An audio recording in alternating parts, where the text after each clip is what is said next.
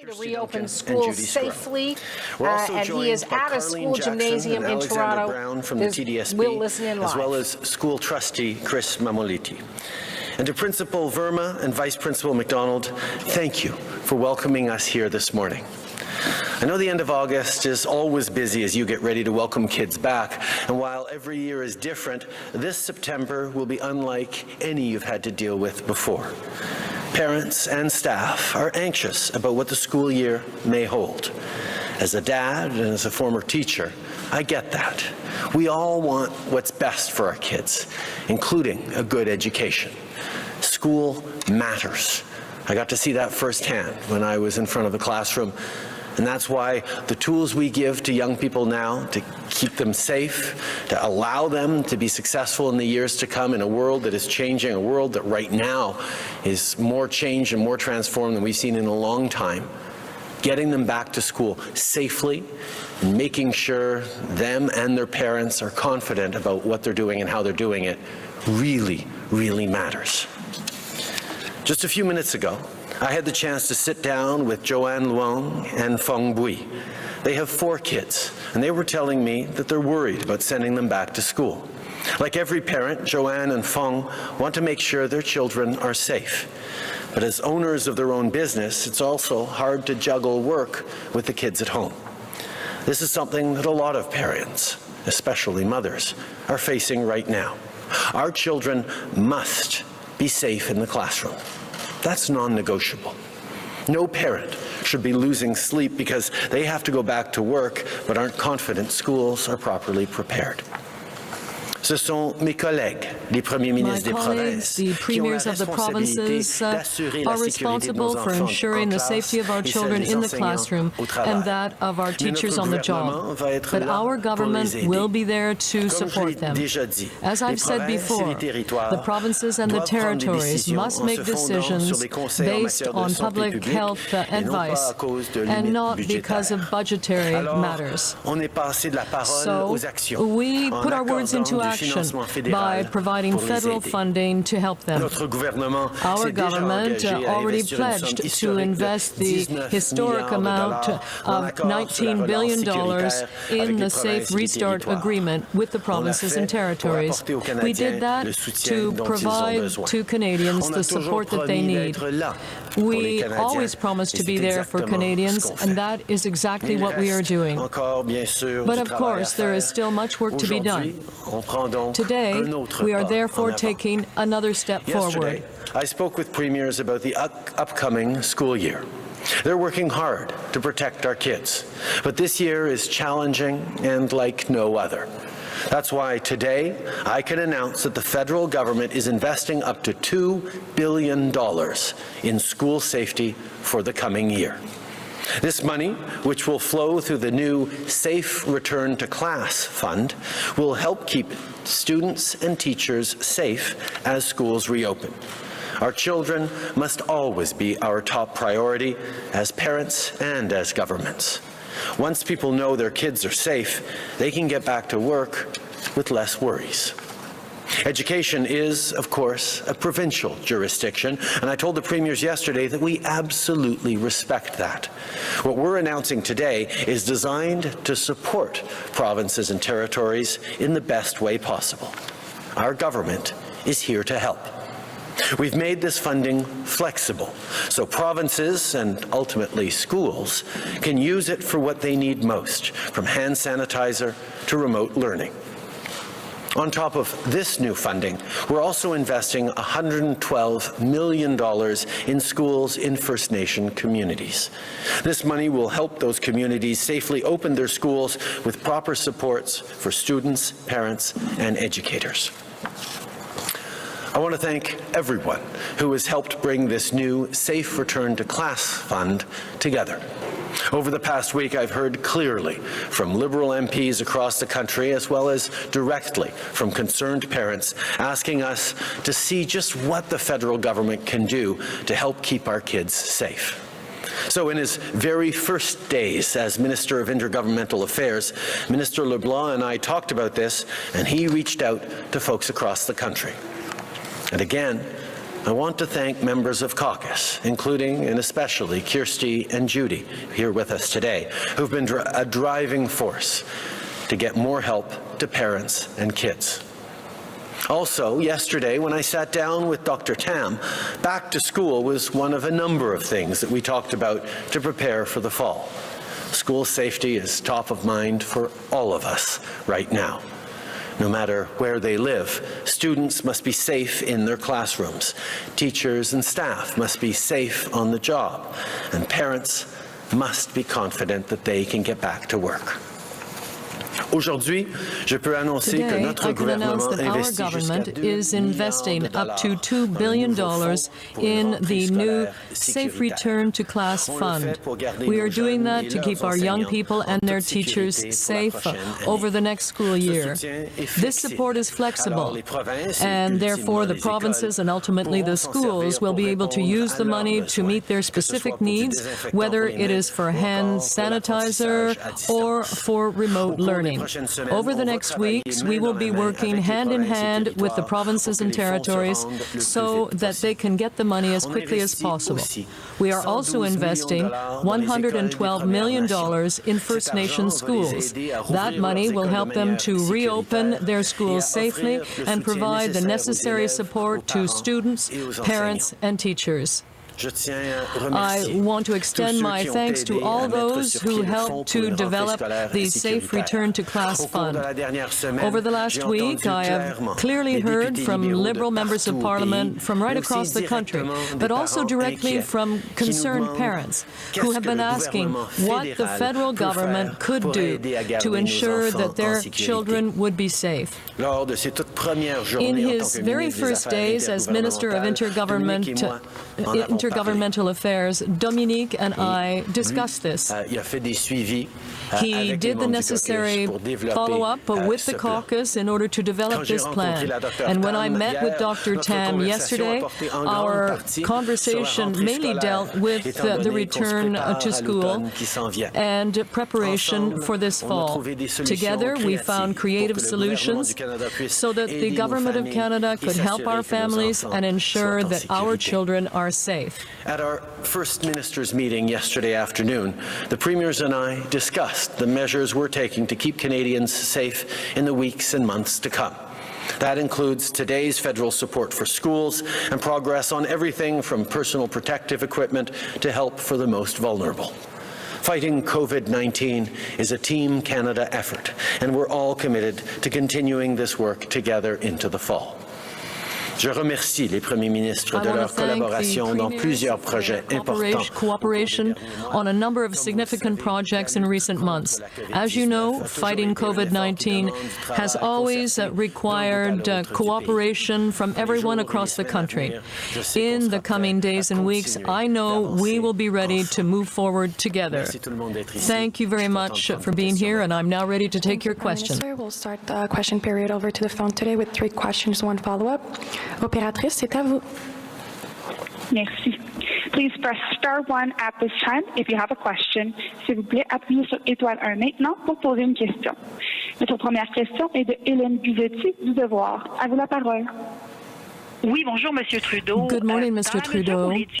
Now, given that this is an area of provincial jurisdiction, and if you don't have that $2 billion and have to actually borrow it, what can you do if the provinces feel they need more money than that? Well, we clearly heard across the country that parents are concerned about the return to school. I know that the provinces are all focused on developing plans for a safe return, but parents are still concerned. So we decided to explore how the federal government could provide some support. We recognize that this is an area of provincial jurisdiction, but the fact is there are real and extreme needs out there. So we decided to provide that money to the provinces so that they could do even more to protect parents and ensure that the economic recovery, the return to school, and the next few months when we're still living with COVID-19 will go ahead as best as possible. This is a decision we made to help families in Canada. I understand, but you don't actually have that money. So why does it have to be added to the federal debt instead of the provincial debt? It leaves the impression that you believe that what the provinces are doing is not enough. And some people are saying that you are trying to buy the support of people without jobs. Well, the fact is that if you've been listening to parents right across this country, you know that there's practically nothing else that people are talking about these days. Everyone has questions about the reopening of our schools and how that's going to work across the country. Yes, there are provinces where things are doing better where in terms of COVID-19, but there's also the possibility of a second wave. And we have recognized that even though this is not a federal responsibility, we can help. We made a promise to Canadians right at the beginning of this pandemic. We promised to be there for people who needed help. And we've seen that the needs are there for our parents. So supporting the provinces and giving them more resources so that they can really do everything that's needed to ensure the safety of our children, we believe that that's something critical. Merci. Opératrice, prochaine question. Merci. Thank you. The next question is from Laura Stone from the Globe and Mail. Please go ahead. Hi, Prime Minister. Good morning. You're announcing this money a couple of weeks and in some cases days away from schools reopening. So why didn't you make this money available sooner? And can you respond to criticisms that you are trying to make your government look like a political savior by swooping in at the last minute? I think we recognize, and I've always deeply recognized and followed the principles of our Constitution that says that K-12 education is a provincial responsibility. And even as a teacher and a parent, I've recognized that that is something we're best leaving in the hands of the provinces. However, over the past week or so, I've heard from so many Liberal MPs, so many parents across the country who are still extremely worried about how that reopening is going to go. Now, we've seen the provinces put forward plans for that reopening, and they are confident that they're doing what is necessary, but parents were still concerned. So we said, let's give the provinces even more resources to be able to do everything that is necessary to keep our kids safe. Now, what they choose to do will be up to them and the conversations they have with parents and with citizens in their provinces. But we know that there is more to do to ensure that parents aren't anxious or aren't as anxious about the return to class. We have no intention, and we had no intention of interfering in provincial areas of jurisdiction. That's why this money coming in to be able to top up the plans that the premiers have set forward is going to be something that will give people confidence, not just in the safety of their kids, but in their ability to get back to work and our economy to get going once again. Following up, Laura. And Prime Minister, you're making this announcement in the Toronto area. Obviously, there have been some vocal critics of Ontario's plan, particularly around class sizes. So are you saying with this money that Ontario's back-to-school plan is not good enough? And do you expect the Ford government to use it primarily to lower class sizes? As I said, we've heard from parents right across the country who are concerned about sending their kids back to school. So this is money that is going to help right across the country in every province and territory. Also, like I said, we fully respect provincial jurisdiction over education. This money is there to help keep our kids safe, but the provinces will determine the best way to make sure that this money is spent in ways that keep our citizens and our kids safe. Thank you. Operator, last question on the phone. Thank you. Merci. La prochaine question est de Lina Dib de la Presse canadienne. À vous. Oui, bonjour. Pour revenir sur la question du temps que ça vous a pris pour annoncer cet argent-là, dans votre communiqué, vous parlez de la possibilité de changer les systèmes d'aération.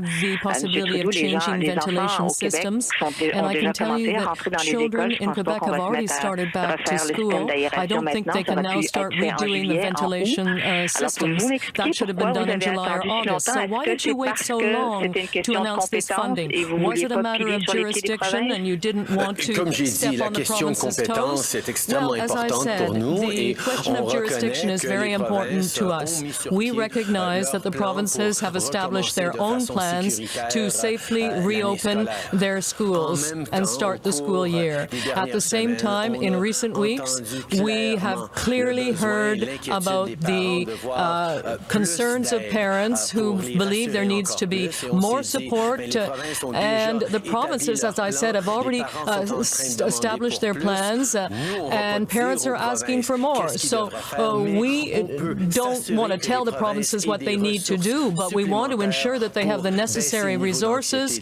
to lower the level of anxiety among parents. So it's really just a recognition that even with the plans put in place by the provinces, parents remain concerned.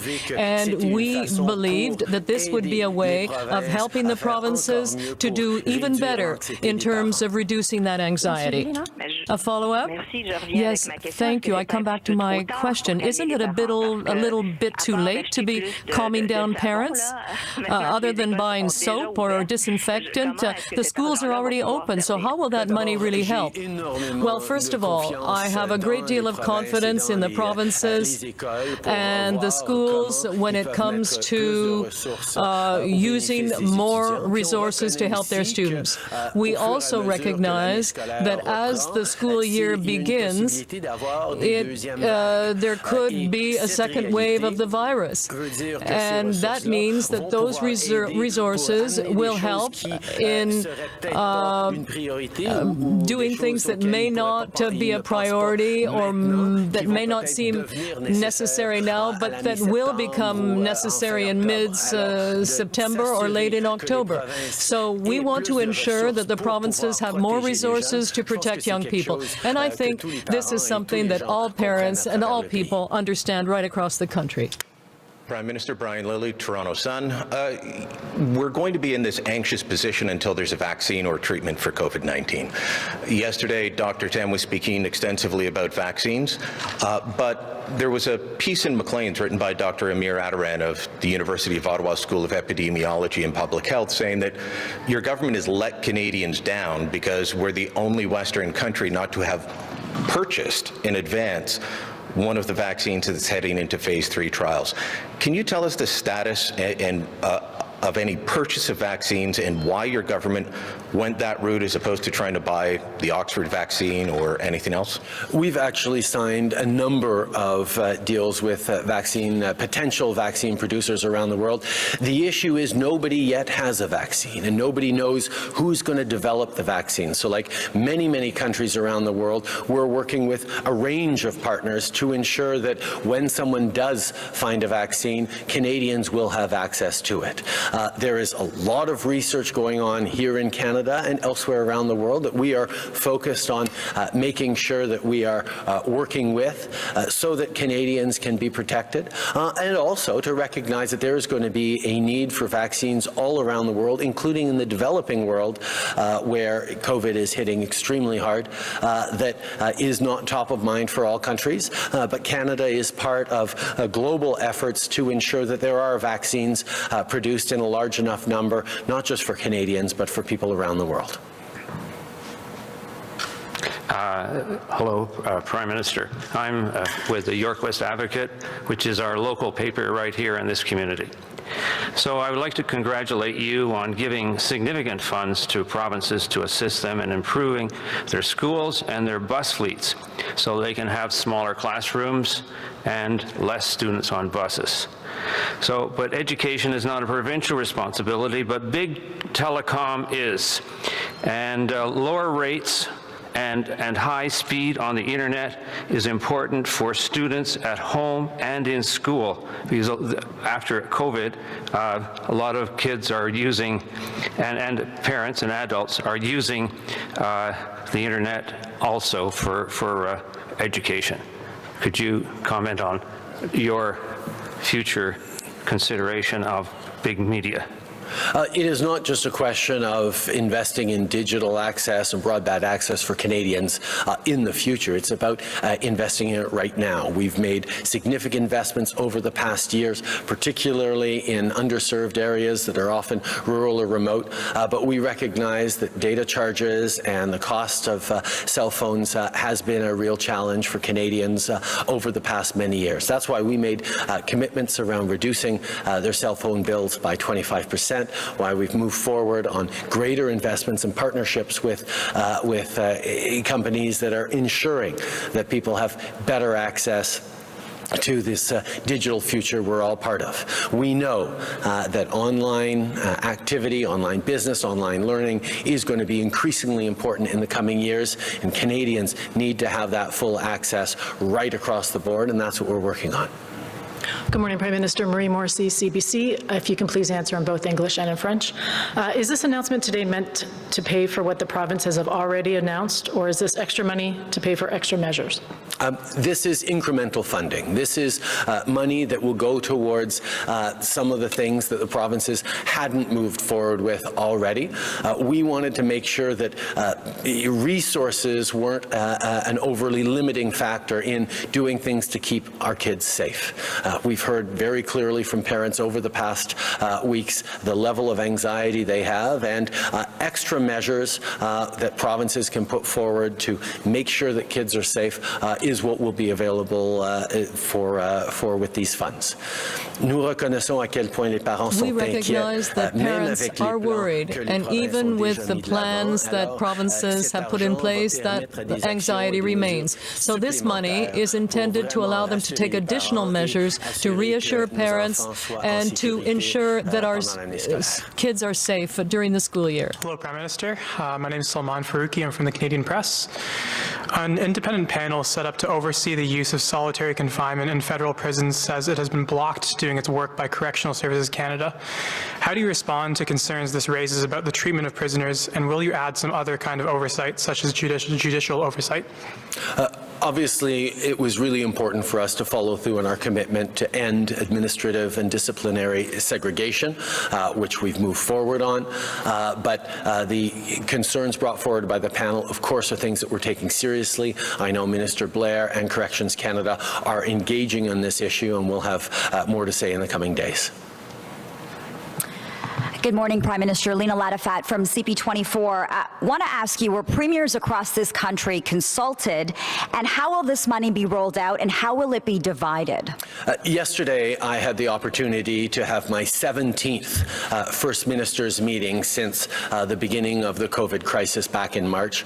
This was an opportunity to highlight our desire to help out the premiers in an area that is very much their jurisdiction of keeping kids safe in schools. So we put forward $2 billion in a way that is entirely flexible so that they can do the things that are necessary to keep kids safe in their jurisdictions across the country. What we've asked for is that come December, they tell us what they did with the money, how they kept kids safe, so that we can release the second half of this money. This is something that will allow the money to flow quickly and to do those extra things that will reassure parents that their kids are safe in terms of that.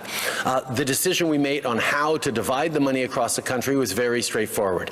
We looked at Statistics Canada's numbers for Canadians between the ages of 4 and 18, and that is how we divided the money in a fair way with a $2 million base rate, if you want to get into the technical details of it. But the premiers were very pleased with this funding going forward, and have certainly intending to make sure that kids are kept safe with it. Hi, Prime Minister. Ashley Legasic from News Talk 1010. Do you truly think it's realistic that with less than 2 weeks to go until kids are back in class, that this money is coming at a good enough time and that it can be divided provincially and then regionally in a matter of less than 2 weeks? The reality is the provinces all put forward plans for the safe restart with their best experts, with their resources, to make sure that they were confident that schools schools were going to restart carefully. They've been working on that properly. They've been working on those plans, obviously, for the past months. What we realized when we saw the level of anxiety and preoccupation that parents across the country had still, even with those plans in place, we realized that we could give the provinces even more resources. Some of it could go forward right away. Some of it might be able to help out if there's a second wave later in the fall. These are the kinds of things that we know Canadians need to see their provinces acting on, and giving this money to them in order to keep our kids safe is a way for the federal government to be there to help in an area that is provincial jurisdiction. We respect the Constitution, but we needed to find a way to be there for Canadians, and that's exactly what we've done. Since the beginning of this pandemic, we made a commitment to have Canadians back through this pandemic, and that's exactly what we're continuing to do today. Thank you, Prime Minister. This concludes today's press conference. C'est ce qui met fin à la conférence de presse d'aujourd'hui. Merci tout le monde. We were listening live there together on CBC News Network. Prime Minister Justin Trudeau at a school gymnasium in Toronto investing up to $2 billion in school safety, calling it his safe return